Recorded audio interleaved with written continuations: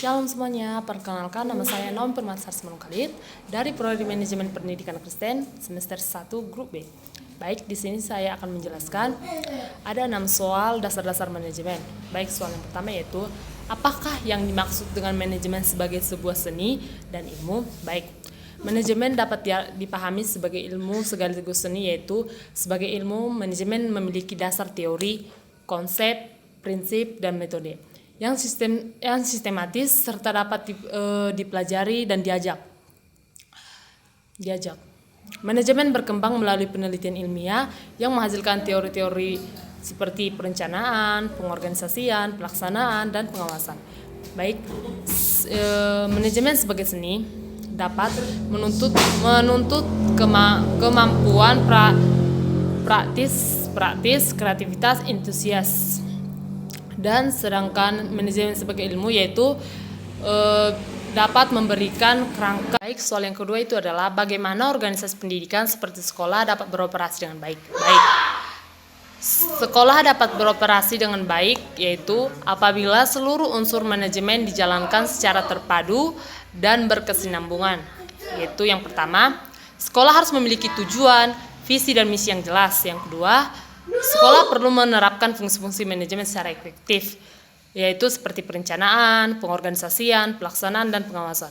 Yang ketiga, pengelolaan sumber daya manusia sangat menentukan keberhasilan sekolah, seperti guru dan tenaga pendidikan harus ditempatkan sesuai kompetensi yang diberikan pembinaan, serta dimotivasi agar bekerja secara profesional.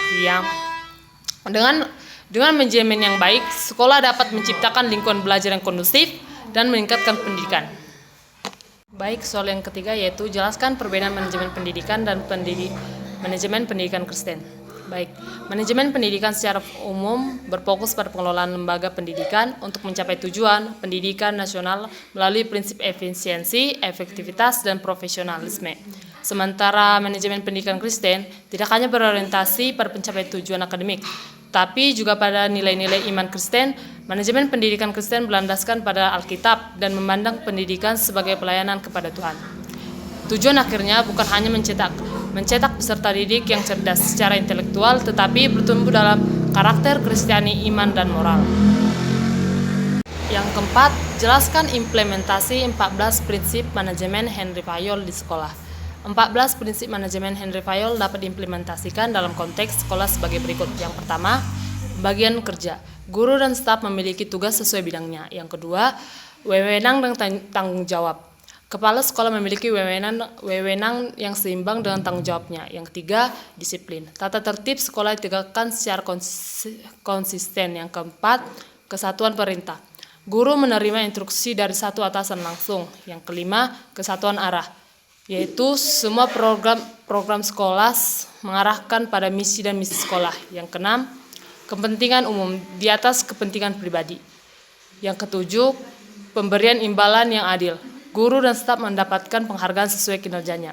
Yang kedelapan, sentralisasi.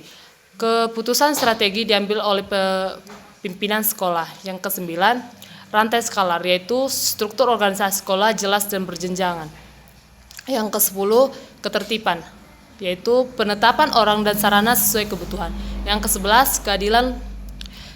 Kepala sekolah bersikap adil kepada seluruh warga sekolah. Yang ke-12, stabilitas jabatan, yaitu guru diberi rasa nyaman dalam pekerjaannya. Yang ke-13, inisiatif. Guru didorong untuk berkreasi dan berinovasi. Yang ke-14 atau yang terakhir, semangat korps. Kerjasama dan kekompakan antar warga sekolah dijaga. Penerapan prinsip-prinsip ini membantu sekolah dikelola secara efektif dan profesional. 5. Jelaskan perbedaan tingkat level, sektor, atau bidang kajian manajemen pendidikan. Manajemen pendidikan dapat dikaji dalam tingkat level yaitu makro, meso, dan mikro.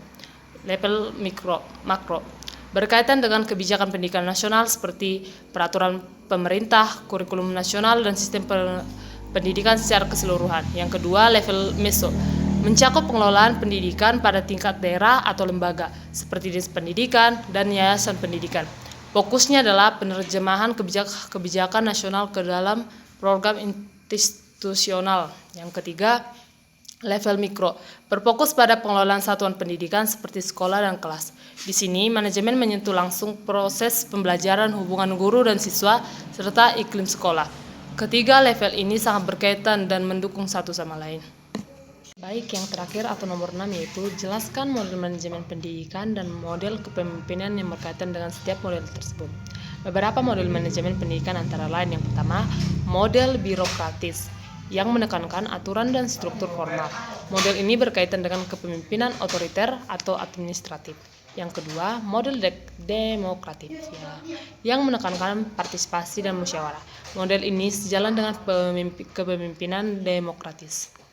Yang ketiga, model manajemen berbasis sekolah atau MBS yang memberikan otonomi kepada sekolah, kepemimpinannya bersifat partisipasi dan kolaboratif. Yang keempat, model manajemen pendidikan Kristen yang berlandaskan nilai-nilai Alkitab. Model ini berkaitan dengan kepemimpinan melayani, di mana pimpinan menjadi teladan iman dan karakter. Baik, sekian dari penjelasan saya untuk ke-6 soal tersebut. Saya ucapkan terima kasih. Shalom.